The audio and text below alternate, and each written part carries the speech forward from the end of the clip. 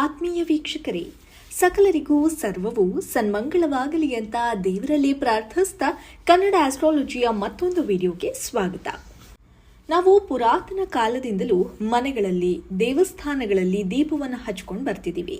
ಪ್ರಮುಖವಾಗಿ ಸೂರ್ಯೋದಯ ಮತ್ತು ಸೂರ್ಯಾಸ್ತ ಸಮಯದಲ್ಲಿ ಪ್ರತಿದಿನ ದೀಪವನ್ನು ಹಚ್ತೀವಿ. ಇದು ತಲೆಮಾರುಗಳಿಂದ ಬಂದಂತಹ ಸಂಪ್ರದಾಯ. ಆದರೆ ಯಾಕೆ ದೀಪವನ್ನು ಹಚ್ಚಬೇಕು?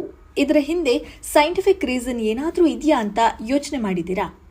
ಇವತ್ತಿನ ವಿಡಿಯೋದಲ್ಲಿ ನಾವು ಯಾಕೆ ದೀಪವನ್ನು ಹಚ್ಚಬೇಕು, ಇದರಿಂದ ಆಗೋ ಲಾಭಗಳೇನು, ವಿಜ್ಞಾನ ಏನು ಹೇಳುತ್ತೆ ಅನ್ನೋದ್ರ ಬಗ್ಗೆ ತಿಳಿಸ್ಕೊಡ್ತೀನಿ. ಮಿಸ್ ಮಾಡದೆ ಕೊನೆಯವರೆಗೂ ನೋಡಿ.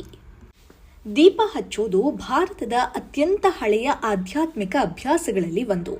ಅದು ಮನೆಗಳಲ್ಲಾಗಿರಲಿ, ದೇವಸ್ಥಾನಗಳಲ್ಲಾಗಿರಲಿ ಅಥವಾ ವಿಶೇಷ ಸಂದರ್ಭಗಳಲ್ಲಿ ದೀಪವನ್ನು ಹಚ್ತೀವಿ.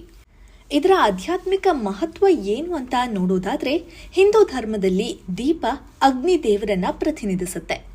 ಇದು ನಮ್ಮ ಒಳಗಿನ ಮತ್ತು ಹೊರಗಿನ ಕತ್ತಲೆಯನ್ನ ಹೋಗಲಾಡಿಸೋ ಸಂಕೇತ.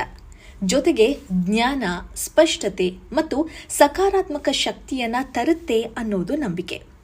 ಇನ್ನು ದೀಪ ಹಚ್ಚೋದ್ರಿಂದ ದೈವಿಕ ಸಾನ್ನಿಧ್ಯವನ್ನ ಆಹ್ವಾನಿಸಬಹುದು, ನಕಾರಾತ್ಮಕ ಶಕ್ತಿಯನ್ನ ಹೋಗಲಾಡಿಸಬಹುದು, ನಮ್ಮ ಪರಿಸರವನ್ನ ಪವಿತ್ರ ಮಾಡೋ ಮಾರ್ಗ ಅಂತಲೂ ಹೇಳಲಾಗುತ್ತೆ. ಆದರೆ ಇದು ಕೇವಲ ಪ್ರಾಚೀನ ಆಚರಣೆಗೆ ಸೀಮಿತವಾಗಿಲ್ಲ. ಇದರ ಹಿಂದೆ ವೈಜ್ಞಾನಿಕ ಕಾರಣಗಳು ಕೂಡ ಇವೆ. ಒಂದು, ಇದು ಗಾಳಿಯನ್ನ ಶುದ್ಧೀಕರಿಸುತ್ತೆ. ಹೇಗೆ ಅಂದರೆ, ಸಾಮಾನ್ಯವಾಗಿ ನಾವು ದೀಪವನ್ನ ತುಪ್ಪ ಅಥವಾ ಎಳ್ಳೆಣ್ಣೆಯಿಂದ ಹಚ್ತೀವಿ. ಇದು ನಮ್ಮ ಸುತ್ತಮುತ್ತ ಇರೋ ನಕಾರಾತ್ಮಕ ಶಕ್ತಿಯನ್ನ ದೂರಗೊಳಿಸಿ ಗಾಳಿಯನ್ನ ಶುದ್ಧೀಕರಿಸುತ್ತೆ. ಹಾಗೆ ನಮ್ಮ ಮನಸ್ಥಿತಿಯನ್ನ ಕೂಡ ಸುಧಾರಿಸುತ್ತೆ. ಎರಡನೇದಾಗಿ, ಇದು ಒತ್ತಡವನ್ನ ಕಡಿಮೆ ಮಾಡುತ್ತೆ.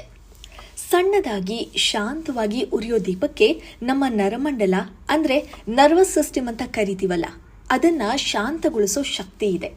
ಇದು ನಮ್ಮ ಮೆದುಳನ್ನ ಆಲ್ಫಾ ಸ್ಥಿತಿಗೆ ಬದಲಾಯಿಸುತ್ತೆ. ಇದರಿಂದ ನಮ್ಮ ಮನಸ್ಸಿಗೆ ವಿಶ್ರಾಂತಿ ಸಿಗುತ್ತೆ. ಹಾಗೆ ನಮ್ಮ ಫೋಕಸ್ ಅನ್ನ ಉತ್ತೇಜಿಸುತ್ತೆ ಅಂತ ಹೇಳಲಾಗುತ್ತೆ. ಇನ್ನು ಮೂರನೇದಾಗಿ, ದೀಪ ಹಚ್ಚೋದ್ರಿಂದ ನಮ್ಮ ದೇಹ ಸಮತೋಲನದಲ್ಲಿ ಇರುತ್ತೆ.